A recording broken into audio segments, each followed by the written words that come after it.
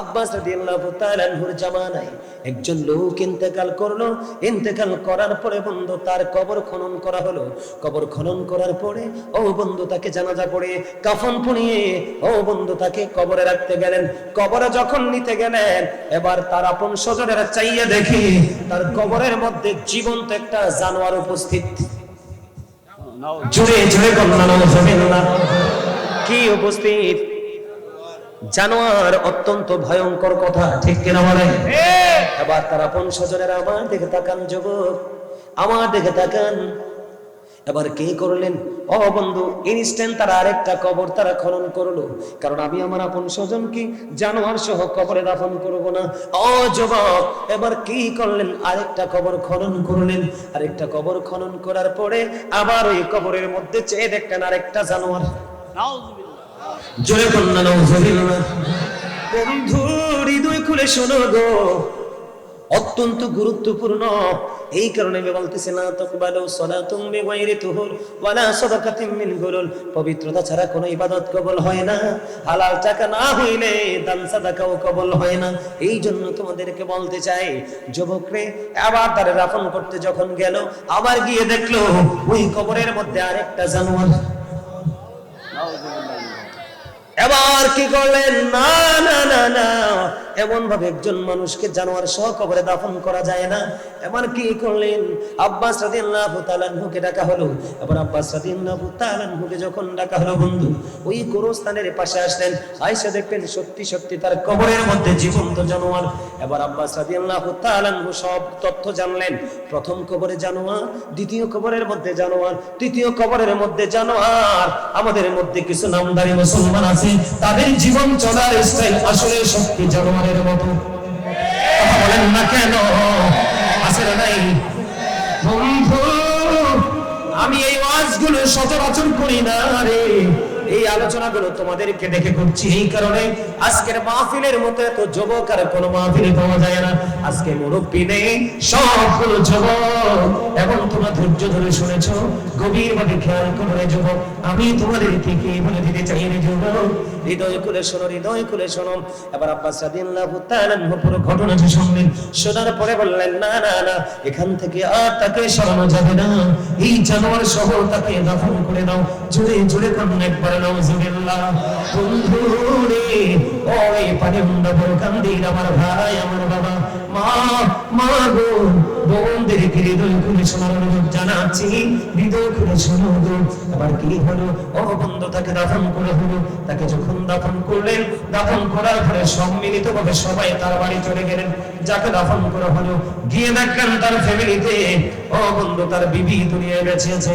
বিবিকে প্রশ্ন করা হলো, আপনার স্বামীর জীবনে কি এমন অপরাধ ছিল, আপনি বলতে পারবেন কি?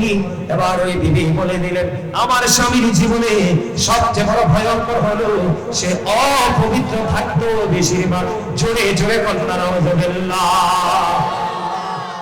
কি থাকতো? অপবিত্র, নাফাক থাকতো। এবং বিবি বলল, আপনারা আমার কাছে জানতে চেয়েছেন, আমি সত্য লুকাবো না। আমরা স্বামী স্ত্রীর যখন মিলন হতো, কি হতো? আমরা স্বামী স্ত্রীর যখন মধুর মিলন হতো, আলিঙ্গন হতো, আমার স্বামী এমন ছিল রে, সে সুন্দর করে পরিপূর্ণভাবে গোসল করতো না। অথচ স্বামী স্ত্রীর মিলনের পরে ও বন্ধু গোসল করা দুজনের জন্যই ফরজ। এমন পুরুষ অনেক আছে যেই খবর তার বিবি জানতে পারবে আর কেউ না। এই সমস্যা কেন হলো? ইসলামের রং না থাকার, ধর্মীয় শিক্ষা না থাকার। তাই তো আমি আরো কিছু তথ্য আপনাদেরকে তুলে ধরতে চাই। নিবেননি? কথা বলেন না, নিতে রাজি আছেননি? যুবক, যুবক রে, হৃদয় খুলে শোনো রে যুবক, যেই সমস্যাটা তোমাদের মধ্যে বেশি দেখা যায়, কাউসার ভাই ওই দিন জানেননি? তোমরা রাগ হইও না, সত্য বলছি। ওই দিন প্রোগ্রাম থেকে ফেরার পথে আমি প্রস্রাবের বেগ হলো, প্রস্রাবখানায় গেলাম। যুবক রে, বিশ্বাস করো, আমি প্রস্রাব করতে বসতে পারি না। কেন পারি না জানোনি? যে ছেলেটা এখানে দাঁড়ায়া প্রস্রাব করতেছে, চতুর্দিকে ছিটে পড়তেছে, তার গায়ের মধ্যে পড়তেছে যুবক। আমি দাঁড়াইয়া রইলাম, তার প্রস্রাব করা শেষ হওয়ার পরে আমি পরে প্রস্রাবখানায় গেছি, ম্যাক্সিমাম যুবকদেরকে দেখতে পাই এসে দাঁড়িয়ে দাঁড়িয়ে প্রস্রাব করে। আছে না নাই? আরো জোরে বলেন, আছে না নাই? সাদ বিন মুআজ রাদিয়াল্লাহু তাআলা আনহুর ইন্তেকালের পরে বন্ধু তাকে যখন দাফন করে হলো, আপনারা কথা বললেন না প্লিজ, আমি আপনাদেরকে গল্প কাহিনী শোনায় লাভ হবে কি? নিতে পারবেন না, একটু পরে ভুলে যাবেন। এই সমস্যাগুলো আমাদের মধ্যে এখন আছে তো? কি আছে আমাদের জন্য? সমস্যাগুলো কি আছে আমি বলি, আপনারা শোনেন, শুনলে বুঝতে পারবেন। বন্ধুরে আমার, আল্লাহর হাবিব উপস্থিত সাহাবায়ে কেরামদেরকে নিয়ে ওই সাদ বিন মুআজের কবরের পাশে বন্ধু দাঁড়িয়ে দাঁড়িয়ে দোয়া করতেছেন। আবার সাহাবীরা প্রশ্ন করলো, ইয়া রাসূলুল্লাহ, ইয়া হাবিবাল্লাহ, নবী গো, ওগো নবী, নবী গো, আপনি কেন গো তার কবরের পাশে দাঁড়িয়ে দাঁড়িয়ে তার জন্য দোয়া করতেছেন, মাগফিরাত কামনা করতেছেন? এবার আমার আপনার পাড়ে রাসূল একটা ডাক দিয়ে বললেন, এই সাদ বিন মুআজ এমন একজন আল্লাহওয়ালা ছিল রে, তার জীবনে এত বেশি নেক আমল ছিল, তার ইন্তেকালের পরে তার জানাজায় ৭০,০০০ ফেরেশতা অংশগ্রহণ করেছে। আপনাদের ওয়াজ কি চায়ের কাপের দিকে চলে গেল? গত মানে একটু আগের সুবহানাল্লাহর তুলনায় এখনকার সুবহানাল্লাহ তো একবারেই সুন্দর হয় নাই, অথচ এই সুবহানাল্লাহ এই সময়ের বক্তব্যটাই ছিল সবচেয়ে প্রেমময়, সবচেয়ে মধুময়। সাদ বিন মুআজ রাদিয়াল্লাহু তাআলার ইন্তেকালের পরে তার জানাজায় ৭০,০০০ ফেরেশতা যোগ দিয়েছে। কত হাজার? আরো জোরে বলেন। আপনারা দেখছেন না কয়দিন আগে বেগম খালেদা জিয়া, সাবেক প্রধানমন্ত্রী বেগম খালেদা জিয়ার ইন্তেকালে কি পরিমাণ লোক জানাজা হইছে? দেখছেন না আপনারা? দেখছেন না? কথা বলেন না। ৭০,০০০ লোক, ৭০,০০০ ফেরেশতা সাদ বিন মুআজ রাদিয়াল্লাহু তাআলা আনহুর জানাজায় বন্ধু অংশগ্রহণ করেছে। তারপরেও কেন রে আমার রাসূল তার কবরের পারে দাঁড়ায় দাঁড়ায় দোয়া করতেছে, নবী, নবী গো, আপনি বলেছেন গো তার জানাজায় ৭০,০০০ ফেরেশতা অংশগ্রহণ করেছে, তাহলে তো সে অনেক বেশি আল্লাহওয়ালা, অনেক বেশি আমল ছিল গো, অনেক বেশি ইমানদার ছিল। রাসূল বললেন, হ্যাঁ হ্যাঁ, তার জীবনে এত বেশি আমল ছিল, আমার আল্লাহ তার প্রতি সন্তুষ্ট ছিল, কিন্তু তারপরেও তার কবরের পাশে কেন দোয়া করছেন? আমার রাসূল বলেছেন রে, তার জন্য দোয়া করার কারণ হলো রে, ইবাদত করেছে ঠিকই, কিন্তু ইবাদত করার পরে পরিপূর্ণভাবে প্রস্রাব করার পরে যে পবিত্র হওয়ার প্রয়োজন ছিল, সে পরিপূর্ণভাবে প্রস্রাব করার পরে সে পবিত্র হতো না, এই কারণে তার কবরে আযাব হবে রে। আমি নবী তার জন্য দোয়া করে দিলাম, আল্লাহ যেন তার কবর আযাবটা, অপরাধটা মাফ করে দেয়। আপনি বলেন, এখনকার ছেলেরা যে জুমার নামাজে যায়, এই খতিব আছেন এখানে, আপনি কি এখানকার খতিব? আপনারে বলি, আমি কিছু মনে করেন না, আপনি আমার অনেক সিনিয়র, কিন্তু আমার দাড়ি কিন্তু বয়সে পাকছে না। আমার দাড়ি কিন্তু বিভিন্ন কারণে, আমার অ্যাক্সিডেন্টের পর আমার শরীর পুরোই পরিবর্তন হয়ে গেছে। ভয়ঙ্কর অ্যাক্সিডেন্ট করছিলাম, বাঁচবো বলে মনে করি নাই। আমার অ্যাক্সিডেন্টের পর আমার সবকিছু এলোমেলো, আমার নাক কিন্তু এটা ভাঙ্গা। এটা কি? এই নাক দিয়ে পুরো রক্ত, সব শরীরে রক্ত ঝরে গেছে। আমি বাঁচবো বলে মনে করি না। আল্লাহর অশেষ রহমতে একটা ছেলে ভার্সিটিতে যাচ্ছিল, রাত্র তখন প্রায় আপনার সুবহে কাযিবের সময়, তার মানে ফজরের আগ।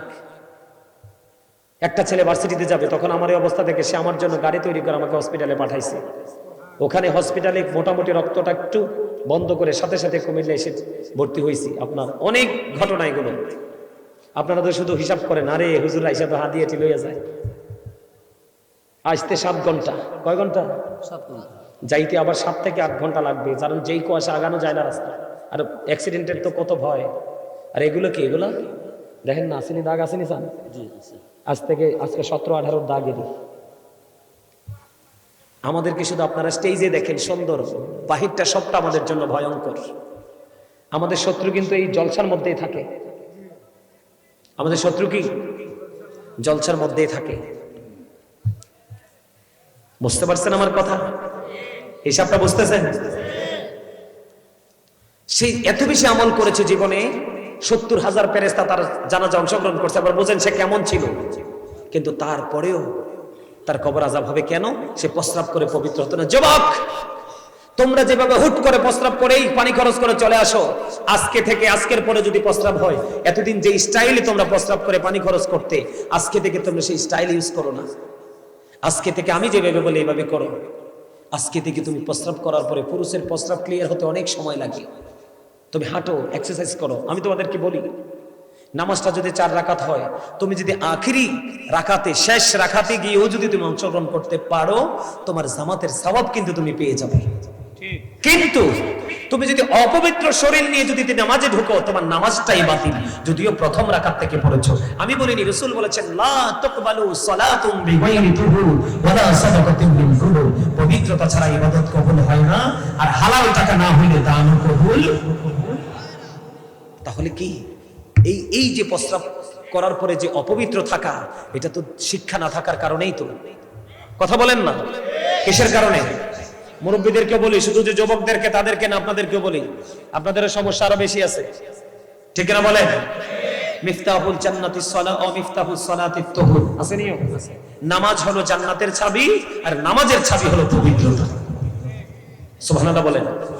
দেহ পবিত্র হতে হবে, পোশাক পবিত্র হতে হবে, অন্তর পবিত্র হতে হবে, এবং পোশাকটা উপর দিয়ে নাভি বরাবর হতে হবে, নিচে দিয়ে টাকনোর উপরে হতে হবে। যুবক রে, ওই ব্যক্তিটা কি করলেন না? পবিত্র হলেন না। আরেকজন পবিত্র থাকতে বেশি পছন্দ করতেন, যার নাম হলো হাফসির বেলাল।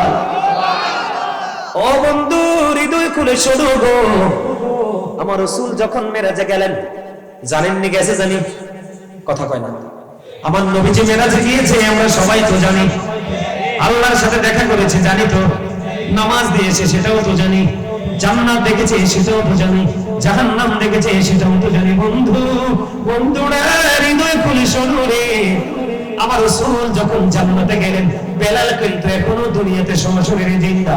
আমার রাসূল জান্নাতে গিয়ে জান্নাতের মধ্যে হযরত বেলালের ছাপ দেখতে পেলেন। জোরে জোরে বলুন সুবহানাল্লাহ। বেলালের কদমের ছাপ আমার রাসূল জান্নাতে দেখতে পেলেন। আমার রাসূল বন্ধু বেলালের ছাপ দেখে বন্ধু আশ্চর্য হয়ে গেলেন। বন্ধুরে আমার, বেলালের কাছ থেকে জানতে চাওয়া হলো, বেলাল রে, তোমার জীবনে কি এমন আমল ছিল রে? বেলাল উত্তর দিয়ে দিয়েছে, বন্ধু, তিনি সবচেয়ে বেশি পবিত্র থাকতেন এই জন্যে। সুবহানাল্লাহ বলেন না? তাহলে আমাদের এই শিক্ষাগুলো নেওয়ার দরকার আছে না নাই? আরে আরো জোরে বলেন না, আছে না নাই? এই শিক্ষা যদি থাকে, আপনাকে আমাকে গোটা পৃথিবী আপনার হাতে দিলেও আপনাকে কেউ পথভ্রষ্ট করতে পারবে? পারবে? কথা বলেন, পারবে? তাহলে আজ থেকে আমরা কি করব? নিয়ত করব, আজ থেকে আমরা ইসলামের রঙে রঙিন হয়ে পড়ব। এবার আসেন যুবক, খেয়াল করেন, আজকের ওয়াজ শুধু আপনাদের জন্য। আমার রাসূল মসজিদের মধ্যে অবস্থান করতেছে, একজন ব্যক্তি এসে যুবক নামাজের নিয়ত বেঁধে ফেললো। নামাজের নিয়তটা যখন বেঁধে ফেললো, আমার রাসূল বললেন, যাও যাও যাও, তুমি আবার ওযু করে এসো। খেয়াল করেন, নামাজের নিয়ত বাঁধার পরে সব কিছু করা হারাম। কি দাদু ভাই? সব কিছু হারাম রে বন্ধুরে আমার রাসূল বললেন, নিয়ত বাঁধার পরে তুমি নামাজ পড়ে ওযু করে এসো। খেয়াল করেন তার অন্যায়টা কত বড়। সে আবার বন্ধু ওযু করতে গেলেন, ওযু করে এসে তিনি আবার নামাজের নিয়ত বাঁধলেন। আমার রাসূল বললেন, তুমি ওযু করে আসো। তিনি আবার ওযু করতে গেলেন, তিনি আবার ওযু করে এসে বন্ধু নামাজে দাঁড়ালেন, আবার এসে নামাজের নিয়ত বাঁধলেন। আমার রাসূল একটা ডাক দিয়ে বললেন, তুমি ওযু করে এসো। এবার একবার, দুইবার, তিনবার আমার রাসূলকে যখন বলা হলো তুমি ওযু করে আসো, এবার বন্ধু ওযুর কথা বলার পরে একজন প্রশ্ন করলেন, ইয়া রাসূলুল্লাহ, ইয়া হাবিবাল্লাহ, নবী গো, ও প্রাণের নবী, আপনি বারবার কেন বলছেন ওযু করার জন্য? আমার রাসূল বলে দিলেন, তাকে বারবার ওযুর কথা বলার কারণ হলো, সে যে পোশাক পরে এসেছে, এই পোশাক পরে যদি কিয়ামত পর্যন্ত নামাজ পড়ে, এই নামাজ আল্লাহর দরবারে কবুল হবে না। হুজুর, এই পোশাকটা কি গো? আমার রাসূল বলেছেন, তার পোশাকটা কন্টিনিউ টাকনুর নিচে। জোরে জোরে বলুন নাউযুবিল্লাহ। কি বুঝতে পারলেন? এখন আপনি মনে মনে ভাবলেন যে হুজুর, আমি সব ছাড়তে পারবো, জিন্স প্যান্ট পরা ছাড়তে পারবো না, আমি নিচে দিয়ে বইটা দিব। আমি মেনে নিলাম আপনি নিচে দিয়ে বইটা দিবেন, কিন্তু উপরটা বৈধ করবেন কেমনে? হাজার চেষ্টা করলেও কিন্তু জিন্স প্যান্ট উপরে উঠবে না, কারণ এটা জন্মই হয়েছে ছোট্ট হয়ে। আমার কথা বল না কেন? এটার জন্ম কি? যুবক, আমি তোমাদেরকে বলি, কৌশলটা তোমরা জানো। আর টাইট না যুবক, যারা দুনিয়াতে কোরআন হাদিসের বিরোধী গিয়ে দুনিয়াতে সম্মানের পোশাক পরবে, তাদেরকে কাল হাসরে অপমানের পোশাক পরাবে। আর যারা আজকের ওয়াজ শোনে, যারা আজকের আলোচনা শুনে, তোমরা যদি মনে মনে ভাবতে পারো গাজী সুলাইমান আল কাদরি সাহেব বলে গেছে আমি আজকে থেকে এই চরিত্রহীন পোশাক আমি পরবো, আমি পোশাকটা কি করব? আগুনে পুড়িয়ে ফেলবো। কি করব? কারণ এই কারণে আমি আগুনে পোড়াবো, কারণ থাকলে তো আবার মন চাইবে পড়তে। কেন মন চাইবে বন্ধু? কয়দিন পরে শয়তান তোমাকে ভুলিয়ে দিবে। ওমা, তোমরা যে নষ্ট কাজ করতেছো, তোমাদেরকে কে উৎসাহ দিচ্ছে? শয়তান। আল্লাহ এই জন্য তো বলেছেন Satan is the eternal enemy of the believers। ঈমানদারদের প্রকাশ্য শত্রু হলো শয়তান। ইন্না শাইতানা লাকুম আদুউন ফাত্তাখিযুহু আদুওয়া। যুবক রে, ও যুবক, তোমরা যদি আজকে থেকে মনে করো যে গাজী হুজুর বলে গেছে না না না আজকে থেকে অসভ্য পোশাক পরবো না, হুজুর যেইভাবে বলেছে আমরা কাপড় কিনে সুন্দর করে পোশাক বানাবো। যুবক, তোমরা দেখো অফিসিয়াল জব করে বিভিন্ন কোম্পানির ছেলেরা, ইয়াং ছেলে, দেখবা তারা নাভি বরাবর কি করে পেন পরে কাপড় দিয়ে বানাইয়া, দেখবা টাকনুর উপরে তাদের পেনের সীমারেখা থাকে, পায়ের মধ্যে মৌজা লাগানো থাকে, শু থাকে। তোমরা তাদের দিকে তাকাইও, চেহারাটা কালো রে, কিন্তু তার পোশাকের কারণে অত্যন্ত স্মার্ট তাকে দেখা যায়।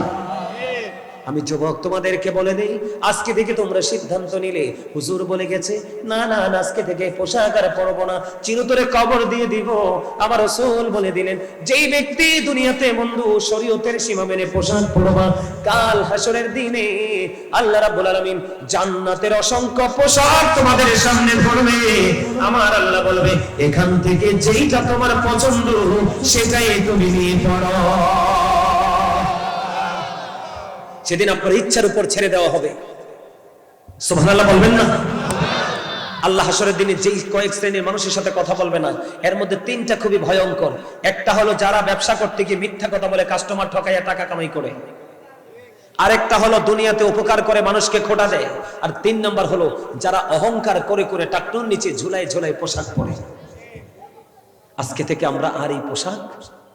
এখন যুবক, তোমাদের মধ্যে প্রশ্ন আসতে পারে, বলে হুজুর এই পোশাকটা কে বানাইছে? যুবক, আমি তোমাদেরকে বলি রে, আল্লাহ পোশাক দিয়েছে লজ্জাস্থান ঢাকার জন্য। যে পুরুষ পোশাক পরার পরেও তার লজ্জাস্থান ঢাকতে পারে না, সে কখনোই পোশাক পরিহিত পুরুষ হতে পারে না, নিশ্চয়ই সে উলঙ্গ পুরুষ। ওমা, আমার কথা ঠিক বলতে পারলেন না আপনারা? আপনাকে তো আল্লাহ পোশাকে দিয়েছে, মানুষকে বানাইছে সুন্দর করে, আরো বেশি সুন্দর করার জন্য তাকে পোশাক দিয়েছে। যেই পোশাক তাকে সুন্দর করতে পারলো না, তার লজ্জাস্থান ঢাকতে পারলো না, সেই পুরুষ উলঙ্গ। আমার কাছে অবাক লাগে, জানেননি? মা থাকে, উপযুক্ত বোন থাকে, ভাই থাকে, চাচি জেঠি থাকে, সবার সামনে নাভির নিচে, ছি ছি ছি ছি ছি, এরা নাকি মুসলমান। যারা চোখ, লজ্জা কোথায় থাকে? চোখে। লজ্জা কোথায় থাকে? যার চোখে লজ্জা নাই তার ঈমান নাই। যার পোশাক পরার পর তার লজ্জাস্থান ঢাকা নাই, সে কখনোই পোশাক পরিহিত পুরুষ নয়, সে ল্যাংটা পুরুষ। নাউজুবিল্লাহ বলেন। আরো জোরে, আরো জোরে। যুবক, এবার আসো একটা মজার খবর দেই। হযরতে আবু বকর সিদ্দিক রাদিয়াল্লাহু তাআলা আনহু বললেন, ইয়া রাসূলুল্লাহ, ইয়া হাবিবাল্লাহ, নবী গো, আমি তো সব সময় পোশাকটা টাকনোর উপরে রাখি বিধি, কিন্তু মাঝে মাঝে এটা লৌস হয়ে নিচে চলে যায়, লৌস হয়ে এটা নিচে চলে যায়, কিন্তু যখন নিচে চলে যায় সঙ্গে সঙ্গে আমি আবার এটাকে উঠিয়ে ফেলি। ইয়া রাসূলুল্লাহ, আমি কি সাজার অন্তর্ভুক্ত হব? আমার রাসূল বললেন, না না না না রে আবু বকর, কারণ তোমার মধ্যে তাকওয়া আছে। যার মধ্যে তাকওয়া আছে রে, তার জন্যই তো জান্নাত বরাদ্দ। এটা আমার কথা নয়, আল্লাহ বলেছেন, আল্লাযীনা আমানু, যারা ঈমান এনেছে, ওয়া কানু ইয়াত্তাকুন, এবং তাকওয়া অবলম্বন করেছে, লাহুমুল বুশরা, তাদের জন্য সুসংবাদ, ফিল হায়াতিদ দুনিয়া, দুনিয়ার জীবনে, ও ফিল আখিরা, এবং পরকালের জীবনে। যেই যুবকের সিনায় থাকবে নবীর প্রেম, আল্লাহর প্রেম, এই প্রেম হৃদয়ে ধারণ করে যেই যুবকটা আমল করার ক্ষেত্রে ভয় ধারণ করবে, আমি যে আমল করছি ভুল হচ্ছে কিনা, আমি যে পোশাক পরেছি এটা শরীয়ত সম্মত কিনা, এই ভয় যার মধ্যে থাকবে রে, আমার আল্লাহ দুনিয়া এবং আখিরাতের জন্য, প্রেজেন্ট এন্ড ফিউচারের জন্য গুড নিউজ দিয়েছে। তার প্রেজেন্ট এন্ড ফিউচারে দুটো সময় হবে তার জন্য ব্রাইট। জোরে জোরে বলুন সুবহানাল্লাহ, আরো জোরে বলুন সুবহানাল্লাহ। এখন আপনাদের মনের মধ্যে প্রশ্ন আসতে পারে, এদিকে তাকান, আপনাদের মনের মধ্যে প্রশ্ন আসতে পারে, বলে হুজুর গো, এই পোশাক তাহলে কে সৃষ্টি করলো? আপনাদের ইমাম সাহেব আমার পাশে আছে, কয়টারে বাজে? ওমা,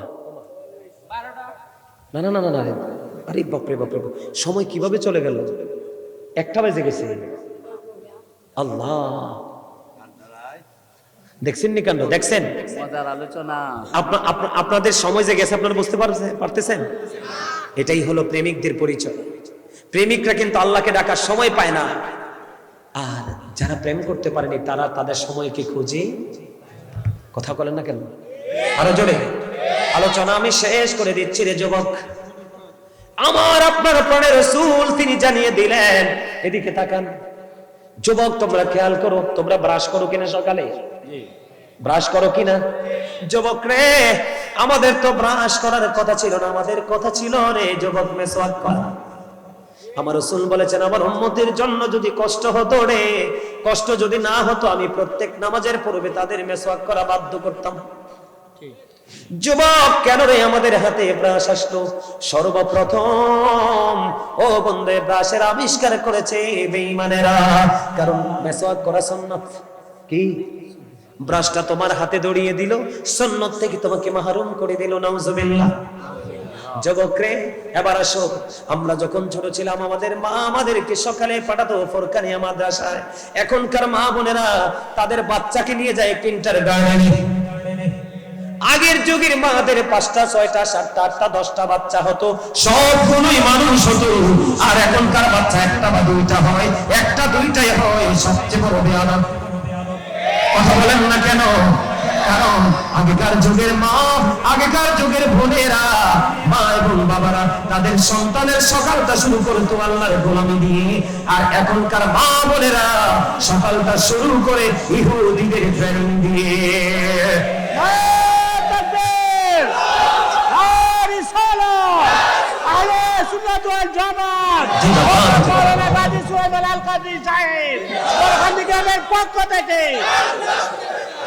যুবক বন্ধু, আমি তোমাদেরকে বলে দিই, এবার আসো, এখনকার মেয়েরা মা বোনেরা শাড়ি অথবা 3 পিস পরে যে ওড়নাগুলো পাতলা না ভার।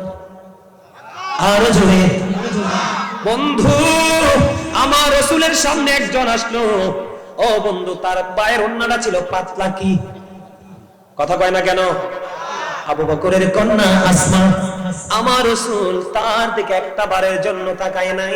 এবার আমার রাসূল বলতেছে, মেয়েরা যখন বড় হতে থাকে তখন তাদের লজ্জাস্থান ঢেকে রাখার জন্য তাদেরকে ভারী পোশাক, মোটা পোশাক পরতে হয়। মেয়েদের পোশাকগুলো এখন পাতলা, তারা ঘোমটা দেওয়ার পরও চুলগুলো গণনা করা যাবে এমন পাতলা। তারা শাড়ি পরার পরেও তাদের অঙ্গ দেখা যায়। জোরে জোরে কন্যা নাউজুবিল্লাহ। ও বন্ধু, আমার আল্লাহ বলেছেন, অকরনা ফি বুয়ুতিকুন্না ওয়ালা তাবাররুজনা তাবাররুজাল জাহিলিয়াতিল আউলা। আমার আল্লাহ বলে দিয়েছেন, ওই জাহেলি যুগের নারীদের মতো তোমরা তোমাদের রূপ অন্য বেগানা পুরুষকে দেখাও না, তোমরা ঘরে থাকো, পর্দা করো। সুবহানাল্লাহ। কারণ নারীদের জন্য পর্দা করা ফরজ। আজকে পাতলা কাপড় পরে পরে নারীরা ঘরের বাহিরে, এটার জন্য দায়ী হলো বন্ধু বেঈমানেরা, কারণ নারীদেরকে পর্দা থেকে বের করে দিয়েছে। জোরে জোরে বলনা নাউজুবিল্লাহ। ঠিক তেমনি ভাবে যুবক রে, তোমরা ইমানদার, আমরা কিন্তু ইমানদার, আমাদের ফিউচার আছে, আমাদের ব্যাকগ্রাউন্ড আছে। আমাদেরকে পথ নষ্ট করার জন্য, আমাদেরকে জান্নাত থেকে জাহান্নামের দিকে দাবিত করার জন্য বেঈমান কাফেরেরা এই অসভ্য পোশাকগুলো প্রকাশ করেছে। এই জন্য তোমার জীবনে বাঁচতে হলে, চলতে হলে হক্কানি আলেম, যোগ্য দক্ষ আলেমের সাথে প্রেম করতে হবে, অন্যথায় তোমার জীবনের কোনো মূল্য নাই। হিসাব বরাবর তো? কথা বলেন, হিসাব বরাবর তো? বেশি বেশি করে দরুদ পড়বেন প্রতিদিন। যেই ব্যক্তি প্রতিদিন 80 বার দরুদ পড়বে তার 80 বছর, যে ব্যক্তি জুমার দিনে 80 বার দরুদ পড়বে 80 বছরের সওয়াব পাবে। বেশি বেশি করে জিকির করবেন কন্টিনিউয়াসলি। আল্লাহ বলেছেন ইয়া আইয়ুহাল্লাযীনা আমানু যিকুরুল্লাহা যিকরান কাসীরা ওয়াসাব্বিহুহু বুকরাতাও ওয়াসীলা। আল্লাহ ইমানদারকে বলেছেন তোমরা বেশি বেশি করে জিকির করো, সকালটা সন্ধ্যা আল্লাহর পবিত্রতা ঘোষণা করো। কিভাবে করব? ফাযকুরুল্লাহা কিয়ামান, দাঁড়িয়ে দাঁড়িয়ে জিকির করো, ও কুউদান, বসে বসে জিকির করো, ওয়া আলা যুনুবিকুম, শুয়ে শুয়ে জিকির করো। সুবহানাল্লাহ।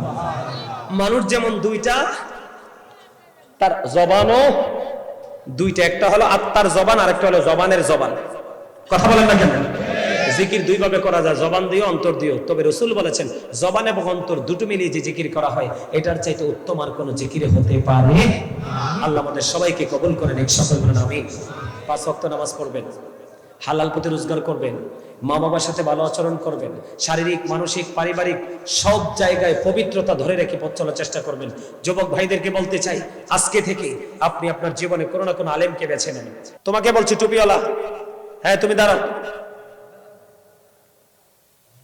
এই ছেলেটার দিকে তাকাচ্ছেন, এই যুবক তোমরা তাকাও, ওদের দিকে একটু ঘুরো, তুমি একটু কষ্ট দেই তোমাকে, একটু ঘুরো, ওদের দিকে ঘুরো, এই ছেলেটাকে দেখো তো কেমন সুন্দর লাগে। আরে তাকে দেখতে মুরব্বিও সালাম দিবে বেটা, তুমি এদিকে ঘুরো, তোমরা দেখো, শিখো, বাচ্চা ছেলে থেকে শিখো। নিশ্চয়ই ওর পরিবারে বা তার আপন স্বজন আল্লাহ রাসূলের প্রেমিক। বাবা বসো, এই ছেলেটাকে কি স্মার্ট লাগে? তুমি দাঁড়াও, তুমি সবুজ টুপি দাঁড়াও, এই ছেলেটার দিকে তাকাও তো তোমরা সবাই, দেখো না,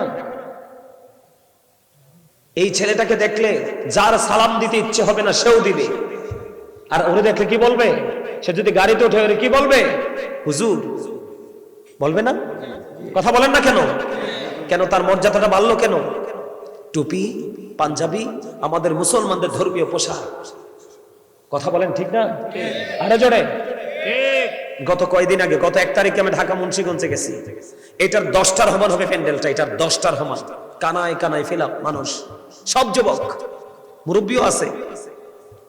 তো আমার সাথে একটা ছেলে গেছে, ও মানে সচরাচরই সে একজন ব্যবসায়ী, বিজনেসম্যান। তখন আমার কাছে তো আর ভয়ে কেউ আসতে পারে না, আমি তো আমার জায়গা আছে। তো আমার সাথে ওরা কয়েকজন আছে। ও কিন্তু কাউসার ভাই, ও কিন্তু হুজুর না, বুঝছেন নি? ও আমার ভক্ত। সে করোনা আক্রান্ত হয়ে যখন হোম কোয়ারেন্টাইনে গেলেন তখন তার ভাল লাগতেছে না, সে মানসিক রোগ আক্রান্ত হওয়ার মতো। সে তার মুখের গল্প, সে নাকি অনলাইনে ঢুকে আমার আলোচনা পাইলো। আলোচনা পাওয়ার পর থেকে সে নাকি নিয়ত করছে, আল্লাহ তুমি যদি আমাকে সুস্থ করে ফিরাও, এই হুজুরকে আমি অনেক বেশি ভালোবেসেছি, আমি ওনার মতো করে জীবন যাপন করব। এই ছেলেটার নাম হলো সালাউদ্দিন। এখন যদি আপনি ছেলেটাকে দেখেন, একজন মুফতি আর তার মধ্যে কোনো পার্থক্য করতে পারবেন না। এই বড় দাড়ি, আমার মতো জুব্বা পড়ে, আমার মতো টুপি পড়ে। তো ওই মাহফিলে গেছে যে ওরে সবাই হুজুর হুজুর, বারবার। এই মর্যাদাটা কেন বাড়লো? সুন্নাহ মোতাবেক পোশাক পরা, এই সুন্নাহ মোতাবেক দাড়ি রাখার কারণে। কথা বলেন না কেন? আরো জোরে। আমার কথাকে খারাপ লাগে? আরো জোরে বলেন। আপনি নিজেকে, আমি আপনাকে কেমনে বলবো যে আপনি আহলে সুন্নাত ওয়াল জামাত? আপনি জুম্মার দিন, যেই দিনটা সাইয়্যিদুল আইয়াম, শ্রেষ্ঠ দিন, রোজার ঈদ কুরবানির ঈদের দিনের চাইতেও শ্রেষ্ঠ দিন হলো জুম্মার দিন। আপনি জুম্মার দিনে পর্যন্ত উত্তম রূপে সাজতে পারেন না, আপনাকে কে বলবে মুসলমান? শুধু কি মুসলমানের ঘরের বাচ্চা হইলে মুসলমান? আপনি বুঝেন, একটা দলকে মাত্র জান্নাতের সুসংবাদ দিয়েছে। কয়টা দল? কয়টা দল? মাত্র একটা টিমকে। আর বাকি 72টা দল সবগুলোই কিন্তু মুসলমান। 72টা দল যাবে জাহান্নামে। আপনার মধ্যে চুল কাটার মধ্যে নবীর সুন্নাহ নাই, পোশাক পরার মধ্যে নবীর সুন্নাহ নাই। এই জন্য বললাম, আপনি যদি সত্যিকার অর্থে আহলে সুন্নাত ওয়াল জামাতের হতেন, নবী প্রেমিক হতেন, তাহলে আপনি থাকতেন সবার চাইতে ব্যতিক্রম। আপনার এই মিয়া কি জবাব দিবেন আল্লাহর কাছে? আপনি বাজারে যাওয়ার সময় পোশাক চেঞ্জ করতে পারেন, অথচ হাদিস শরীফের ভাষায় বাজার হলো সবচেয়ে নিকৃষ্ট জায়গা। আপনি বাজারে যাওয়ার সময় সুন্দর পোশাক পরেন, আল্লাহর কাছে সবচেয়ে উত্তম জায়গা হলো মসজিদ, অথচ আপনি মসজিদে যাওয়ার সময় ওই মাঠে যেই পোশাক পরে আপনি কাজ করছেন এই পোশাক পরে দৌড়ে চলে গেলেন। আপনি কি বুদ্ধিমান? আপনাকে কি আমি ইন্টেলিজেন্ট বলতে পারবো? আপনাকে আমি ভেরি ক্লেভার বলতে পারবো? আমি কি আপনাকে সেন্স এবিলিটি সম্পূর্ণ পারসন বলতে পারবো? পারবো না। আপনি সেন্সলেস, আপনি স্টুপিড। কারণ আপনি মুসলমান ঠিকই, কিন্তু মুসলমানিত্বটা কি এখন আপনি বুঝতে পারেন? আরে ভাই, আপনার ভিতরটা কেউ দেখবে না, দেখবে আপনার বাহিরটা দেখবে। ইসলামের রঙে রঙিন হতে হবে, যেটা বলতে চেয়েছিলাম। আল্লাহ সূরা ইনফিতরের মধ্যে বলেছে আল্লাহ আপনাকে আমাকে আল্লাহর মন মতো করে বানাইছে। সূরা 3 এর মধ্যে আল্লাহ বলেছে আমাদের কি সুন্দর করে বানাইছে। আপনি আমি কি সুন্দর আছি? কই? গায়ে গতরে মোটা হইলেই কি সুন্দর? চেহারা চামড়াটা সুন্দর হইলেই কি সুন্দর? বাড়িটা সুন্দর হইলেই কি সুন্দর? No, impossible. সুন্দর কাকে বলে? সুন্দর কোনটাকে বলে? আমার দিকে তাকান, এই যে এদিকে তাকান, আমার দিকে তাকান। এই যেটার নাম কি? মানুষ। এটার নাম কি? মাথা থেকে পা পর্যন্ত এটার নাম মানুষ। মানুষের ইংলিশে কি বলা হয়? মেন অথবা পারসন। আল্লাহর কোরআনের ভাষা এটাকে বলা হয়। আল্লাহ কখনো বলেছেন ইয়া আইয়ুহান নাস, আবার কখনো বলেছেন ইয়া আইয়ুহাল ইনসান। এদিকে তাকান, এই আবার বলছি, আপনাদের অন্য চিন্তা থাকলে বাড়ি চলে যাবেন, প্লিজ আমাকে ডিস্টার্ব করবেন না। এটা ক্লাস। এটা কি?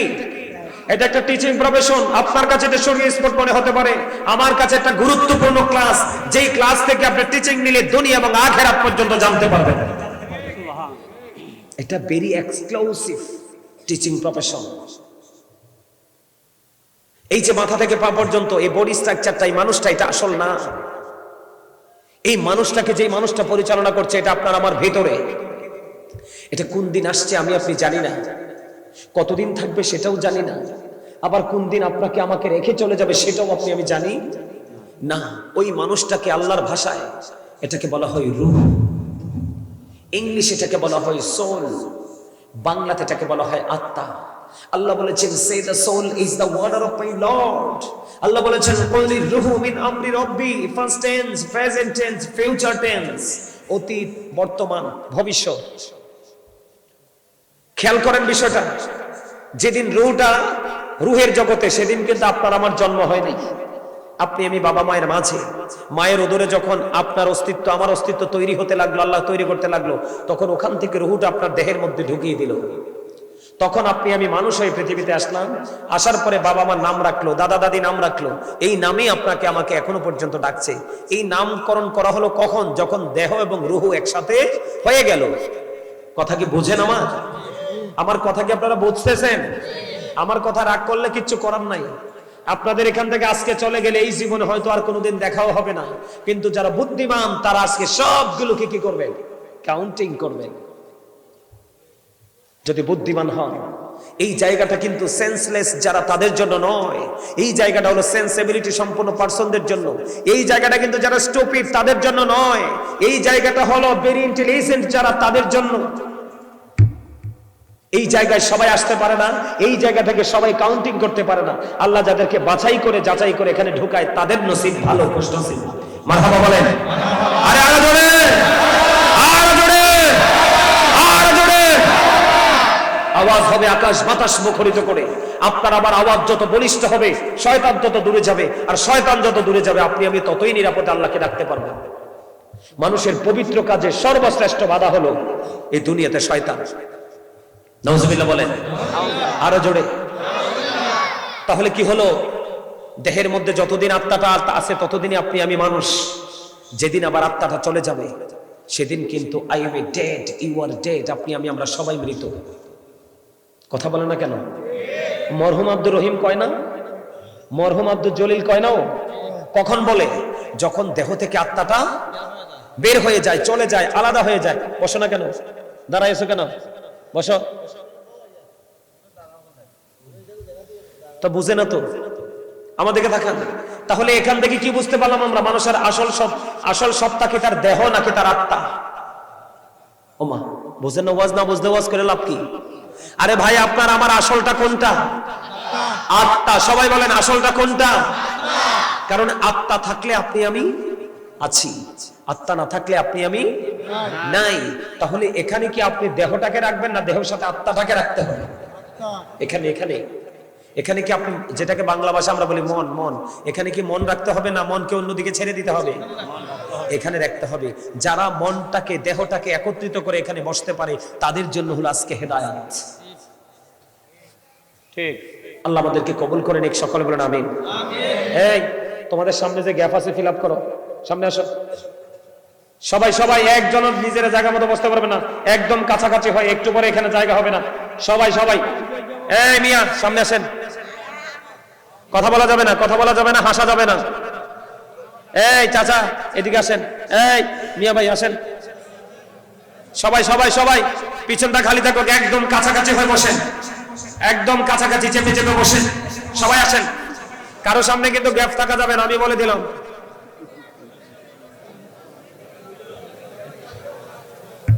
কথা বলবেন না, কথা বলবেন না, চুপচাপও কিন্তু আসা যায়। ইয়া রাসূলুল্লাহ ইয়া হাবিবাল্লাহ ইয়া রাসূলুল্লাহ ইয়া হাবিবাল্লাহ, আমার মতে নিদান কারে আসিও নবী গো, আমার শিয়রে দেখিব আপনাকে আপন নজরে।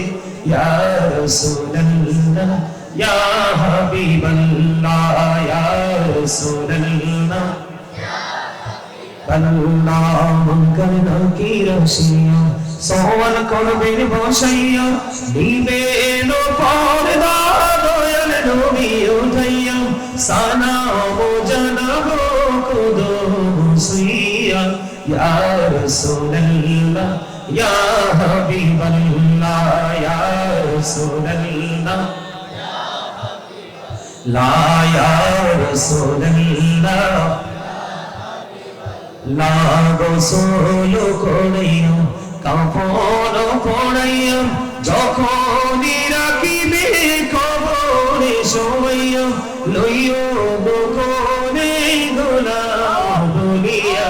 ইয়া রাসূলুল্লাহ ইয়া হাবিবাল্লাহ ইয়া রাসূলুল্লাহ আল্লাহ শুনেছি হাদিসে, দেখিলে আপনাকে জীবনের গুনাহ ঝরিয়ে পড়ে, দিও গো দেখা দয়া করে। ইয়া রাসূলুল্লাহ ইয়া হাবিবাল্লাহ ইয়া রাসূলুল্লাহ আসসালাতু ওয়াসসালামু আলাইকা ইয়া রাসূলুল্লাহ।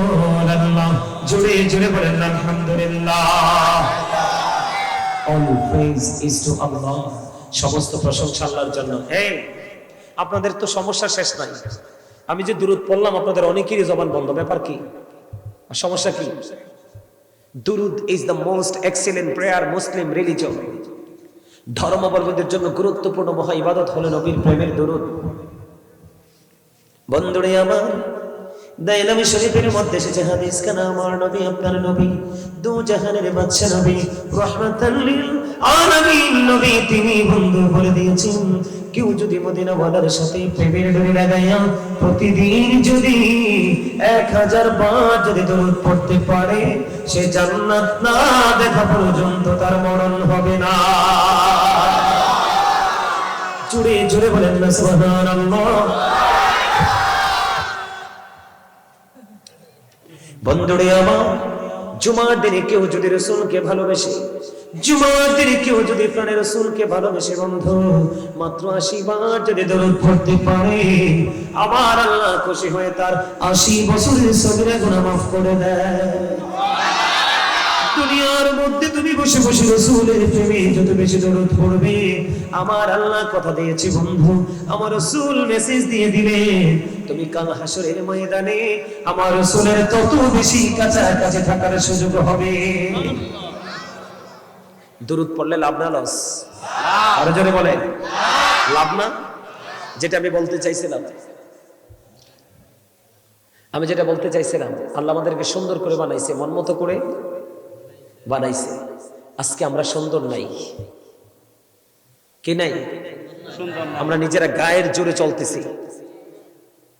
আপনারা যারা গায়ের জোরে চলছেন, আল্লাহ রসুলের বিধান মানছেন না, তাদেরকে মেসেজ দেই, যখন তোমার কেউ ছিল না তখন ছিলাম আমি, এখন তোমার সব হয়েছে পর হয়েছি আমি। যখন তোমার কেউ রবে না রব শুধু আমি, আমার কাছে আসতে হবে মনে রেখো তুমি। তোরা চাষতে কিছু, তোরা চাষতে কিছু কারো কাছে খোদার মদদ ছাড়া, অন্যের উপর ভরসা ছেড়ে নিজের পায়ে দাঁড়া। আপনি মরার পরে আপনার জন্য কেউ হাদিয়া পাঠাবে না। এই প্রজন্ম অত্যন্ত নিষ্ঠুর, অত্যন্ত নিষ্ঠুর, অত্যন্ত কঠোর। এদের কাছে আল্লাহ রসুল নাই। আপনি চলে যাওয়ার পরে এদের দ্বারা আপনি কোনো ধরনের কোনো সহযোগিতা পাবেন না। যদি আপনি বুদ্ধিমান হন, আপনি দুনিয়া থেকে কবরের জন্য বাজার করে যান। আমার কথা বুঝেন আপনারা? বুঝতে কোনো অসুবিধা হয়? আমার কথা কি ঠিক আছে? মিনহা খলাকনাকুম ওয়া ফিহা নুঈদুকুম ওয়া মিনহা নুখরিজুকুম তারাতান উখরা। আপনারা বুঝেন না? বিজ্ঞান পৃথিবীর সব জায়গায় চলে গেছে, কিন্তু আপনারা ঘরের আঙ্গিনায়, বাড়ির আঙ্গিনায় মাত্র 3.5 হাত মাটির ঘর, ওখানে কিন্তু বিজ্ঞান ঢুকতে পারে না। তাহলে বোঝা যায় এই ঘরটা অত্যন্ত রহস্য ঘেরা ঘর, ঠিক কিনা বলেন? আমার দিকে তাকান। আল্লাহ মানুষকে সুন্দর করে মন মতো করে বানিয়েছে, এদিক তাকান। এই মানুষগুলোকে সুন্দর রাখার জন্য আল্লাহ রাব্বুল আলামিন সুন্দর একটা রাস্তা তৈরি করে দিয়েছে। সেই রাস্তার নাম কি? কথা বলেন না কেন? এই রাস্তাটার সোজা নাম হলো ইসলাম।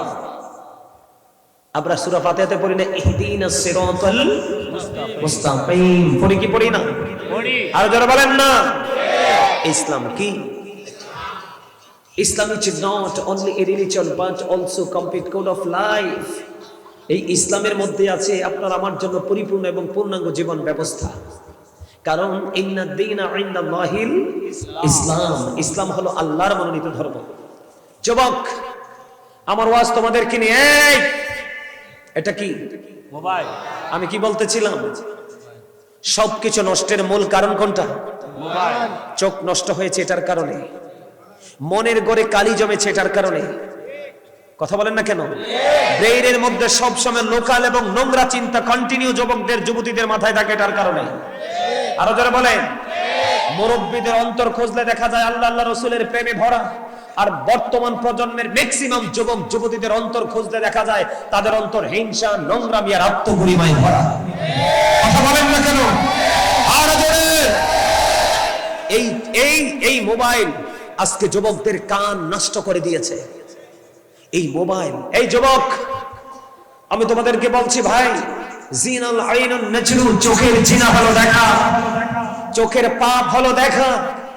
তুমি যখন নোংরা কোনো জিনিস দেখবে, তখন এই নোংরামি তোমার কলবে এসে বাছা বাঁধবে। আর এটা যখন তোমার কলবে ঢুকে যাবে, তখনই তোমার দ্বারা নোংরামি শুরু হয়ে যাবে। তাহলে এই জন্য আমার রাসূল বলে দিয়েছে, বন্ধু, দুনিয়ার বুকে যেই ইমানদার জীবন ভর সে চক্ষুটাকে নিচু করে, কি করে? চক্ষুটাকে নিচু করে। যেই যুবক, যেই ইমানদারেরা চক্ষুটাকে নিচু করে, চলতে চলতে চলতে চলতে চলতে চলতে একদিন তাদের মৃত্যু হয়ে যাবে। আমি নবী কথা দিলাম রে, যাদের চক্ষুটা নিচু করে তারা পথ চলে, আমি নবী তাদের জান্নাতের জামিনদার। মারহাবা কর, আরো জোরে, আরো জোরে। আমার কথা আপনারা বুঝতে অসুবিধা হয় না তো? আপনারা বুঝতেছেন তো আমার ওয়াজ আপনাদেরকে? আপনারা বলেন আমি কথাগুলো যে বলছি বাস্তব কিনা? আপনি যে চুল কাটার স্টাইলটা করেছেন এটা মোবাইল থেকে। এই মোবাইলে যখন আসছে তখনই কিন্তু যারা সেলুনের ব্যবসা করে তারা কিন্তু ওই ছবি নিয়ে ডিসপ্লেতে দিয়ে দিয়েছে। আপনি 100টা ছবি দেখে এখান থেকে একটা ডিজাইন বাছাই করেন, তাই না? কিন্তু স্টাইল তো ইহুদিদের স্টাইল। কার স্টাইল? ইহুদিদের স্টাইল। আল্লাহ কি বলেছেন এদিক দেখান। জাহান্নাম কিন্তু আমাদের জন্য আল্লাহ বানাই নাই, দোজখ কিন্তু আল্লাহ আমাদের জন্য বানাই নাই। আল্লাহ বলেছেন ওয়াইদ্দাত লিল কাফিরিন, আল্লাহ কাফিরদের জন্য জাহান্নাম বানিয়েছে। কার জন্য? কার জন্য? কাফিরদের জন্য। আর আমরা যারা মুমিন মুত্তাকি যারা, আল্লাহ তাদের সম্পর্কে বলেছেন ওয়াইদ্দাত লিল মুত্তাকিন, আল্লাহ মুত্তাকিনদের জন্য জান্নাত বানিয়েছেন। জোরে বলুন সুবহানাল্লাহ। আর যারা বলেন সুবহানাল্লাহ। এখন আমরা যে ফলো করছি ইহুদি নাসারাদের যে তাদের যে অপসংস্কৃতির চর্চা যে আমরা করছি এটার মাধ্যমে, এটাকে ফলো করার কারণে এখনকার আমাদের ছেলে মেয়েদের চরিত্র সুন্দর না অসুন্দর? অসুন্দর। কথা বলেন, আপনারা আপনাদের সাক্ষী দেন, আপনারা বলেন আপনারা কি ভালো পথে চলছেন? আপনারা কি সুন্দর আছেন? আপনাদের ম্যাক্সিমাম ছেলেদেরকে দেখলেই রাস্তায় আমি সালাম দিব না, অথচ আমার রাসূল বলেছে মুসলমান পরিচিত হোক আর অপরিচিত হোক দেখা মাত্রই তাকে সালাম দিয়ে দিতে হবে। এখন আপনি কি কোনো ইহুদির বাচ্চা না হিন্দুর বাচ্চা না খ্রিস্টানের বাচ্চা না মুসলমানের বাচ্চা আমি তো চিনতে পারবো না, কারণ আপনার আগা থেকে গোড়া মাথা থেকে পা পর্যন্ত পুরোটাই ইহুদিদের রং। এখন ইহুদিরা আপনার আমার বন্ধু না শত্রু? এই আমার দিকে তাকান, এই ওয়াজ আপনারা কোটি টাকা দিয়েও পাবেন না বলে দিলাম। অনেক কষ্ট করে বছরের পর বছর, ঘন্টার পর ঘন্টা, দিনের পর দিন, রাতের পর রাত পরিশ্রম করে আপনাদেরকে বাঁচানোর জন্য এগুলো আল্লাহ রাব্বুল আলামিন সিনায় ঢুকাইছে, অর্জন করেছি। আল্লাহ রাব্বুল আলামিন কি বলেছে? আল্লাহ বলেছেন the heretics are the eternal enemy of the believers. ঈমানদারদের প্রকাশ্য শত্রু হলো বেঈমান কাফেরেরা। আল্লাহ কোরআনে বলেছে ইন্নাল কাফিরিনা কানু লাকুম আদুওয়াম মুবিনা। আল্লাহ বলেছেন the heretics are the eternal enemy of the believers. ঈমানদারদের প্রকাশ্য শত্রু হলো বেঈমান কাফেরেরা। আজকে দিন আমরা সুখী না দুঃখী? দুঃখী না? আরে কথা বলেন না কেন?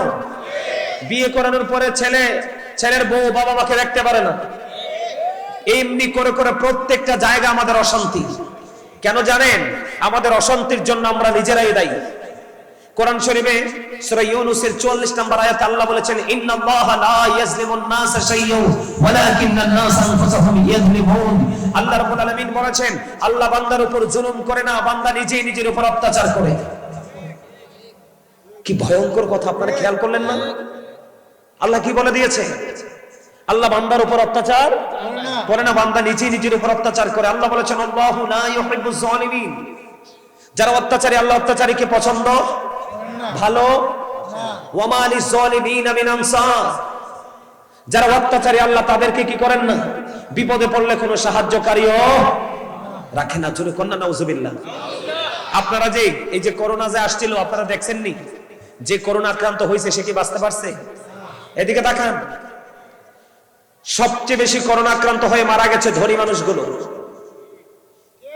কোন rail station, auto station, CNG station, bus stand, local কোন প্লেসে গরিব দুঃখী মানুষ করোনায় মারা যায় নাই। আপনারা মানেন বা না মানেন?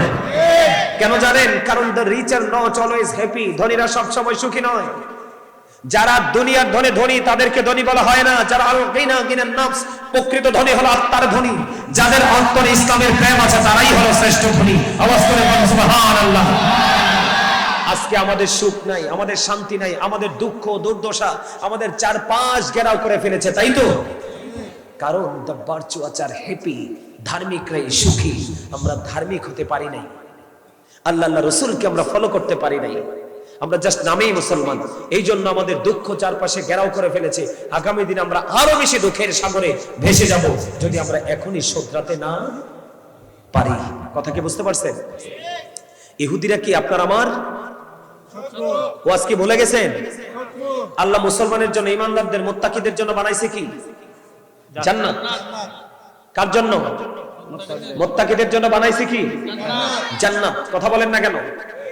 আর বেঈমান কাফেরদের জন্য বানাইছে কি? জাহান্নাম। কিন্তু এখন মুসলমান কেন জাহান্নামে যাবে? খেয়াল করেন, এখানে কি একটা চিন্তার বিষয় আছে না? যে মুসলমান কেন কি যাবে? জাহান্নামে যাবে। তার দাড়ি আছে, টুপি আছে, পাগড়ি আছে, সবই আছে, কিন্তু সেই কেন জাহান্নামে যাবে? এটার একটা মাত্র কারণ সে, এদিকে তাকান, আল্লাহ রাব্বুল আলামিন কোরআনে বলেছে join with my dear people come to my paradise. আল্লাহ বলেছেন join with my dear people, আমার প্রিয় লোকেদের সাথে যুক্ত হও। কাম টু মাই প্যারাডাইস, আমার জান্নাতে চলে আসো। আল্লাহ বলেছেন ফাদখুলি ফি ইবাদি ওয়াদখুলি জান্নাতি, আমার প্রিয় লোকেদের সাথে যুক্ত হও আর আমার জান্নাতে চলে আসো। জোরে কোন সুবহানাল্লাহ। এই প্রিয় লোকগুলো হলো কারা? হক্কানি আলেম এবং হক্কানি আল্লাহ ওলিরা। কিন্তু আমরা কি আজকে আলেমদেরকে ফলো করছি? আলেমদের ওয়াজ কি আমরা ব্রেনে সেটআপ দিচ্ছি? না। যদি আজকে আমরা আলেমদের আলোচনাগুলো হৃদয়ে ধারণ করতে পারতাম, এগুলো কি ক্লাস হিসাবে স্টুডেন্ট মনে করে এগুলো যদি গ্রহণ করতাম, আজকে প্রত্যেককে লাগতো অন্য সব দিনের চাইতে ব্যতিক্রম। কিন্তু আপনারা ব্যতিক্রমী হতে পারেন নাই, তার মানেই হলো আপনারা ইসলামকে পরিপূর্ণভাবে ধারণ করেন নাই। আপনারা প্রেমে পড়েছেন দুনিয়ার।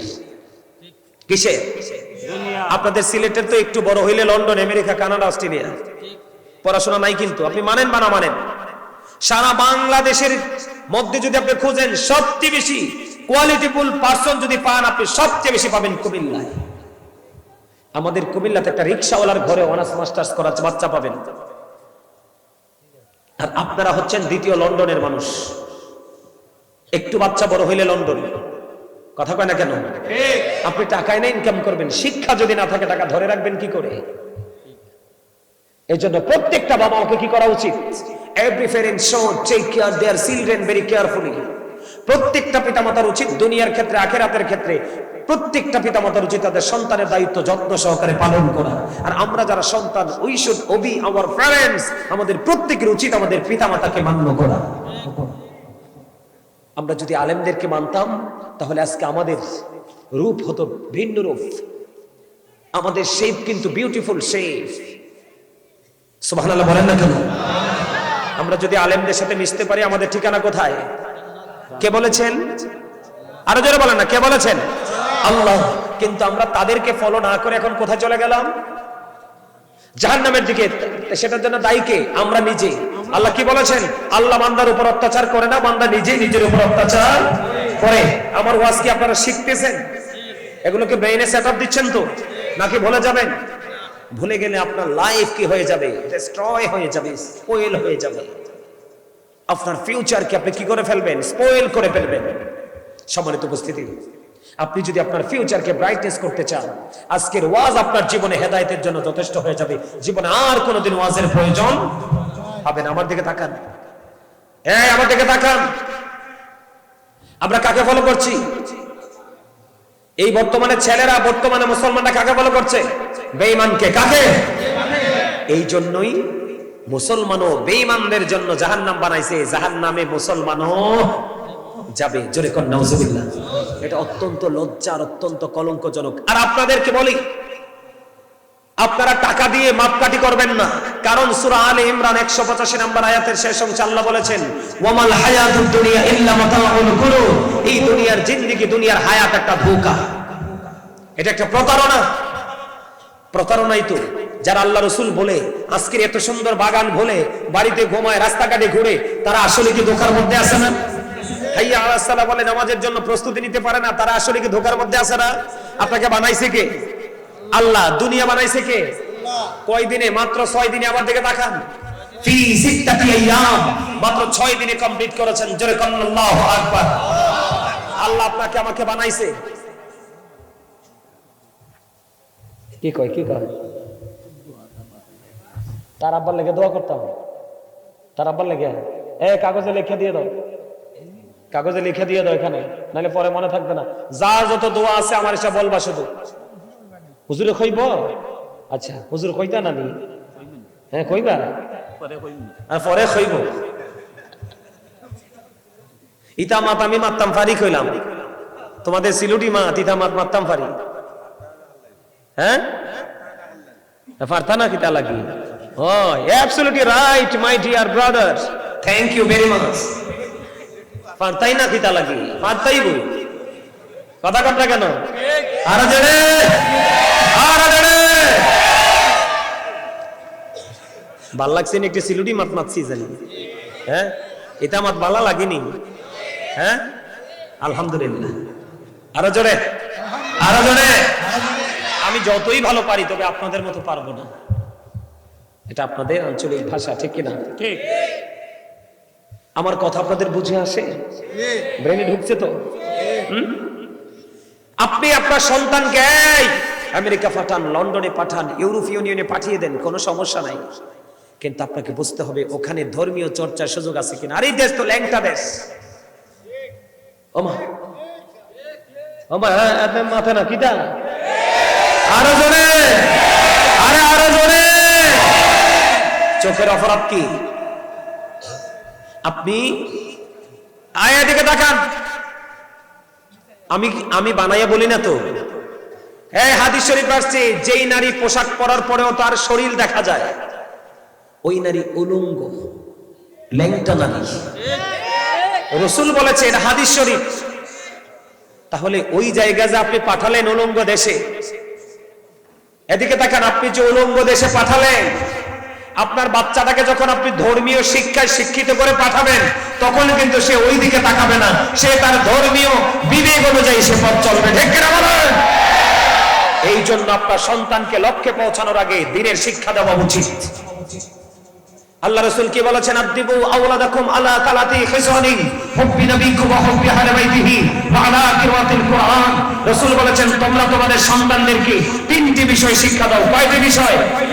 একটি বিষয় হলো নবীর প্রেম, আরেকটি বিষয় হলো নবীর আহলে বাইতের প্রেম, আরেকটা বিষয় হলো কোরআন তেলাওয়াত। আপনি যদি আপনার সন্তানকে এই শিক্ষাগুলো দিতে পারেন প্রথমে আপনার জীবনে, তাহলে আপনার সন্তানকে যেই কোনো দেশে পাঠান, একেবারে উলঙ্গ পরিবেশে থাকলেও আপনার ছেলের চোখটা থাকবে এমনি। কথা বলেন না কেন? কারণ আপনার সন্তানকে আপনি যে শিক্ষাটা দিয়েছেন, কি দিয়েছেন? আপনার সন্তানকে আপনি যে শিক্ষাটা দিয়েছেন, এই শিক্ষায় আপনার ছেলেটাকে কি করে ফেলেছে? ওই শিক্ষা রঙে রঙিন করে ফেলেছে। এখন অন্য সবাই যেটা করবে, আপনার ছেলে আর সেটা করতে পারবে। তাহলে আপনার ছেলেকে London, America, Australia, Canada, France, আপনি যেই কোনো দেশে পাঠান, পাঠানোর আগে আপনার সন্তানের সিনায় আপনি কি লাগিয়ে দিতে হবে? ইসলামের রং লাগিয়ে দিতে হবে। ঠিক কিনা বলেন? যুবক ভাইরা, তোমরা হৃদয় থেকে বলো, আমার কথাটাকে তোমাদের কাছে ভালো লাগছে? কেন বলছি? তোমরাও কিন্তু আগামী দিন বাবা হবে। তোমার দাদা যেহেতু লন্ডনে সেটেল, আমেরিকাতে সেটেল, তোমার বাবা অটোই সেটেল হয়ে যাবে। তোমার বাবা যদি সেটেল হয়, তুমি অটোই হয়ে যাবে। আর তুমি যখন হবে, পরে তোমার সন্তান অটোই হয়ে যাবে। এটাই বাস্তবতা। যে যেখানে থেকে কমফোর্ট ফিল করে, সে কিন্তু সেখানেই থাকতেই পছন্দ করে। ঠিক কিনা? তো তোমাদেরকে বলি, আগে সন্তান আসার পরে, ছেলে হোক বা মেয়ে হোক, সন্তানের দায়িত্বটা যথাযথভাবে যখন পালন করবে, তুমিই হবে যোগ্য বাবা। তুমি হবে, মাদেরকে বলবো আপনি হবেন যোগ্য মা। কারণ কি জানেন? আন্না হয় তোমাদের জীবনে এক ভয়ঙ্কর রূপ নেমে আসবে। কোরআন শরীফের 19 পারা সূরা শুআরা 88 নম্বর আয়াতে আল্লাহ রাব্বুল আলামিন বলেছেন, ইয়াউমা লা ইয়ানফাউ মালু ওয়ালা বানুন। তোমার কাল হাসরের দিন তোমার ধন সম্পদ, সন্তান সন্ততি একটাও কোনো কাজে লাগবে না। তাহলে আমি সারা জীবন কার জন্য পরিশ্রম করলাম? আমি কার জন্য জীবন শেষ করে দিলাম? কিও কথা বল না কেন? আমি কার জন্য আমার যৌবন জীবন সব শেষ করে দিলাম? সন্তানের জন্যই তো। এই সন্তান দিয়ে যদি কাল হাসরের ময়দানে কোনো উপকারই আমার না আসে, তাহলে আমি সন্তান দিয়ে কি করলাম? এই জীবনে কি করলাম আমি? এজন্য যুবক ভাইদেরকে বলছি, আমেরিকা যাও, লন্ডনে যাও, যে কোনো দেশে যাও, যতই নষ্ট পরিবেশে যাও, তোমাকে যদি কখনো কোনো বিপদে পড়ে বেশ্যাখানাও যদি তুমি যাও, কিন্তু সেখানে গেলেও তুমি নিজেকে কি করতে পারবে? কন্ট্রোলিং রাখতে। এই যুবক, তোমরা আমার কথাগুলো হৃদয় দিয়ে শোনো রে যুবক। আমি তোমাদেরকে কষ্ট দেওয়ার জন্য আসিনি, আমি তোমাদের হৃদয় দুঃখ দেওয়ার জন্য আসিনি। আমি তোমাদের কাছে এসেছি তোমাদেরকে অ্যাক্টিভ করার জন্য, এক্সপেরিয়েন্স ম্যান হিসেবে তোমাদেরকে প্রিপেয়ার করার জন্য। যুবক, হযরত ওমর রাদিয়াল্লাহু তাআলা আনহুর জামানা। বন্ধু, হৃদয় থেকে বলছি রে, তোমরা সবাই শোনো। বন্ধুরে আমার, ওমর রাদিয়াল্লাহু তাআলা আনহুর জামানায় একটা যুবক ছিল, অত্যন্ত আল্লাহওয়ালা, অত্যন্ত প্রেমিক, আল্লাহর রাসূলের প্রেমিক। এই যুবক প্রতিদিন আযান দিলে বন্ধু নামাজে চলে যেত। প্রতিদিন আযান দিলে ছেলেটা নামাজে চলে যেত। প্রতিদিন আযান দিলে ছেলেটা নামাজে চলে যেত। ও বন্ধু, পাশেই ছিল এক সুন্দরী, অপূর্ব সুন্দরী এক মেয়ে। মেয়েটা যুবক ছেলেটাকে প্রেমে পড়ে গেল। ওই যুবকটাকে বন্ধু ভালোবেসে ফেলল। ভালোবাসতে বাসতে বাসতে বাসতে একদিন ছেলেটা এশার নামাজ শেষ করলো। এশার নামাজ শেষ করে যখন সে তার ঘরের দিকে, বাড়ির দিকে রওনা হলো, হঠাৎ করে যুবক রে, ও যুবক, ওই মেয়েটা এমন ভাবে প্রেম আকাঙ্ক্ষা দেখালো। প্রেম আকাঙ্ক্ষা যখন দেখালো, প্রেম আকাঙ্ক্ষা দেখানোর উপরে ছেলেটা বাড়িতে না গিয়ে ধীরে ধীরে মেয়েটার ঘরে চলে গেল। মেয়েটার ঘরে যাওয়ার পরে ওই ছেলেটা দেখতে পেল মেয়েটা এমন ভাবে ঘরটা সাজিয়ে রেখেছে, মনে হয় যেন স্বামী স্ত্রীর ভাষণ। জুড়ে জুড়ে নাউযুবিল্লাহ। যুবক, আল্লাহ এবং রাসূল ইসলামের রং একটা মানুষকে কেমন করে পবিত্র রাখে, কেমন করে মুক্ত রাখতে পারে রে, আমি তোমাদেরকে বোঝাতে চাই। বন্ধু, তোমরা আমার প্রতি রাগ হইও না, তোমরা আমাকে এগেইনস্ট পার্টি মনে করো না। আমি তোমাদের বন্ধু, কারণ আমি তোমাদেরকে বাঁচাতে এসেছি। এই জন্য আমি তোমাদেরকে বাঁচাতে এসেছি, কারণ তোমরা অলরেডি আজকে যে মাহফিলে এসেছো অনেকগুলো অন্যায় তোমরা করেছো। বলে হুজুর কেমন অন্যায়? কারণ টুপি যদি পড়তে তোমার একটা সুন্নাত আমল হয়ে যেত, তুমি টুপি পরনি, তুমি নিজের উপর নিজে জুলুম করেছো। যুবক রে, আজকে যদি ওই বাচ্চা ছেলেটার মতো তুমি যদি সুন্দর করে ওই ছেলেটার মতো, এই যে দেখো এখানে একটা ছেলে আছে সাদা টুপি পরে, ওর আলোচনার মনোযোগ শুরু থেকে অত্যন্ত চমৎকার। এই যে যুবকগুলো, ও যুবক, তোমরা যদি লম্বা পাঞ্জাবিটা পরতে তাহলে তোমাদের আরেকটা সুন্নাত আমল হয়ে যেত। যুবক রে, এই যে জিন্স প্যান্টটা তোমরা পরেছো অবৈধ, অবৈধ, কোরআন এবং হাদিস থেকে টোটালি অবৈধ। এই জিন্স প্যান্ট পরে যদি জীবন ভর নামাজ পড়ো, নামাজ আল্লাহর দরবারে কবুল হবে না।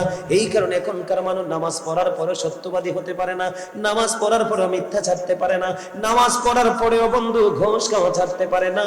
কারণ নামাজ পড়লেই হবে না, পোশাক লাগবে পবিত্র, অন্তর লাগবে পবিত্র, দেহ লাগবে পবিত্র। ও বন্ধু, সবচেয়ে বড় কথা হলো পোশাকটা হতে হবে শরীয়ত সম্মত। যুবক রে, তোমাদের অন্যায়, তোমাদের ত্রুটির কোনো শেষ নাই রে যুবক। আমি তোমাদেরকে বলে দিতে চাই, ওই যুবকটা যখন এই মেয়েটার ঘরে চলে গেল, মেয়েটার ঘরে চলে যাওয়ার পরে ও বন্ধু, মেয়েটা এবার দেখলো, ছেলেটা দেখলো, মনে হয় যেন ভাসর ঘর। মেয়েটা এমন ভাবে সাজিয়ে দিল ঘর। ও বন্ধু, তাদের কিন্তু বিয়ে হয়নি, দুজনে কিন্তু বেগানা। দুজনে কি? অপরিচিত নারী এবং অপরিচিত পুরুষ, দুজনেই কিন্তু বেগানা। দুজন যখন একসাথে থাকে, ও বন্ধু, তাদের মধ্যে থাকে শয়তান। জুড়ে জুড়ে বলেন নাউজুবিল্লাহ। ও যুবক, বড় কান্দির আমার ভাই, আমার বাবা গো, আমি আমার মা বোনদেরকে ডেকে ডেকে বলছি গো, এখনো সময় আছে, সন্তানগুলোকে রং লাগিয়ে দাও, ইসলামের রং লাগিয়ে দাও, নবীর প্রেমিক বানিয়ে দাও, আহলে বাইতের প্রেমিক বানিয়ে দাও, তাদেরকে যোগ্য দক্ষ আলেম দিয়ে তাদের সিনাই কোরআনটা ঢুকিয়ে দাও। এই সন্তান কোনোদিন পথভ্রষ্ট হবে না। ওই যেমনি ভাবে ওমরের জামানায় বন্ধু, এবার ছেলেটা যখন চলে গেল, ছেলেটা বুঝতে পারলো আমার মেয়ে জেনেছে এখানে অবৈধ মেলামেশার জন্য। হঠাৎ করে ছেলেটার অন্তরে আল্লাহর ভয় তৈরি হয়ে গেল। ওই যে ছেলেটার মনে পড়ে গেল আল্লাহ যে বলেছেন, ইন্না বাতশা রাব্বিকা লাশাদীদ, the seizing of Allah is difficult. আল্লাহর ধরা বড় শক্ত ধরা, আল্লাহর পাকড়াও বড় শক্ত পাকড়াও। বন্ধু, ওই ছেলেটার মনের মধ্যে জারি হয়ে গেল রে, আল্লাহ বলেছেন, ইন্নাল্লাহা সারিউল হিসাব, Allah is going to take account. আল্লাহ হিসাব গ্রহণে বন্ধু অত্যন্ত তৎপর। এই ছেলেটা বুঝতে পারলো, ও বন্ধু, তিনি আল্লাহর দরবারে দাঁড়াতে হবে, আল্লাহর কাছে হিসাব দিতে হবে। ও যুবক, সবচেয়ে ভয়ঙ্কর হিসাব হবে রে একটা পুরুষ এবং একটা নারী যৌবনকালের হিসাব। তুমি যৌবন কেমন করে কাটিয়েছো রে, এই হিসাব না দিয়ে তুমি একটা সেকেন্ডও তুমি নড়াচড়া করতে পারবে না। ছেলেটার মনের মধ্যে আল্লাহ রাসূলের ভয় তৈরি হয়ে গেল, হাসরের ময়দানে দাঁড়াতে হবে ভয় তৈরি হয়ে গেল। তখনই বন্ধু, ছেলেটা সঙ্গে সঙ্গে বেহুশ হয়ে যায়। জোরে জোরে বলেন না সুবহানাল্লাহ। ছেলেটা কি হয়ে গেল বন্ধু? ছেলেটা বেহুশ হয়ে গেল। ও বন্ধু, বেহুশ যখন হয়ে গেল, এখন তার আপন স্বজনেরা সবাই মিলে ছেলেটাকে খুঁজতেছে। কোথায় গেল ছেলেটা? তাকে কোথাও আমরা খুঁজে পাচ্ছি না। কোথায় চলে গেল রে? ও বন্ধু, খুঁজতে খুঁজতে খুঁজতে খুঁজতে ওই মেয়েটাকেই দৌড়ে ছুটে আসলো। ও বন্ধু, ছেলেটাকে তার আপন স্বজন খুঁজে দেখতে পেলেন। ওই ছেলেটা ওই মেয়েটার ঘরে চলে গেছে। জুড়ে জুড়ে বন্যা নাউজুবিল্লাহ। ছেলেটা মেয়েটার ঘরে পেলেন অজ্ঞান অবস্থায়, সেন্সলেস অবস্থায়। এখান থেকে আপন স্বজন বন্ধু নিয়ে গেলেন কোথায়? ওই ছেলেটাকে ধরে নিয়ে গেল। ওই ছেলেটাকে বন্ধু বাড়ি নিয়ে গেল। বাড়ি যখন নিয়ে গেল, আপন স্বজন তার চারপাশে দাঁড়িয়ে আছে। আপন স্বজন দাঁড়িয়ে আছে। হঠাৎ করে আল্লাহর রহমতে ওই ছেলেটার আবার গান ফিরে আসলো। জোরে কন্যা আমিন। কি হয়ে গেল? ছেলেটার যখন গান ফিরে আসলো বন্ধু, গানটা ফিরে আসার পরে তার আপন স্বজন তাকে প্রশ্ন করলো, বাবা, বাবা গো, তুমি কেন গো ওই মেয়েটার ঘরে গিয়েছিলে? জানতে বড় মনে চায়। ওই ছেলেটা বলল, আগে যেই যে ঘটনাগুলো হলো সবগুলো ঘটনা খুলে ফেললো। খুলে যখন বললো, খুলে বলার পরে বন্ধু কিছুক্ষণের মধ্যে যুবকটা হঠাৎ করে বন্ধু আবার গান হারিয়ে ফেলি। গান যখন হারিয়ে ফেললো, ও বন্ধু তাকে ডাকাডাকি করছে। এরপরে চাইয়া দেখলেন ওই ছেলেটা মৃত্যুবরণ করেছে। ইন্না লিল্লাহি ওয়া ইন্না ইলাইহি রাজিউন। ছেলেটা ইন্তেকাল করলো, সঙ্গে সঙ্গে বন্ধু ছেলেটাকে দাফন করা হলো। ছেলেটাকে যখন দাফন করা হলো, দাফন করার পরে বন্ধু হযরত ওমরকে জানানো হলো। হযরত ওমর ছুটে আসলো। ও বন্ধু ছুটে আসার পরে এই ছেলেটার কবরের পাশে চলে গেলেন। যাওয়ার পরে বিস্তারিত ঘটনা তিনি শুনলেন। শোনার পরে হযরত ওমর বলে দিল, যারা অপরাধ করতে গিয়ে, পাপ করতে গিয়ে আল্লাহর কথা মনে করে আল্লাহর দরবারে দাঁড়াতে হবে এটা মনে করে, আল্লাহর কাছে হিসাব দিতে হবে এটা মনে করে, যারা অপরাধ করতে গিয়ে অপরাধের জায়গা থেকে ফিরে আসে রে, আমার আল্লাহ তাদের কবরে মৃত্যুবরণ করার পরে তাদের কবরে 2টা জান্নাতের সুখ দিয়ে দেয়। কে বলতেছেন বন্ধু? হযরত ওমর। হযরত ওমর কেমন প্রেমিক জানেননি? ইসলামের দ্বিতীয় খলিফা বন্ধু। কি খলিফা? ইসলামের দ্বিতীয় খলিফা। হযরত ওমরের জীবনে এত বেশি আমল ছিল বন্ধু। হযরত ওমর যেই পথে হেঁটেছে রে, এই পথে ভয়ে শয়তান পর্যন্ত পা দেয় না। বন্ধুরে আমার, হযরত ওমর এমন একজন সাহাবী বন্ধু, যার জীবনে আমল আকাশের তারকার চাইতেও বেশি। যুবক ভাইদেরকে বলছি, তোমাদের কাছে আলোচনা কি ভালো লাগে? যুবকরা শুধু হাত তুলে দেখাও, কার কার কাছে ভালো লাগে?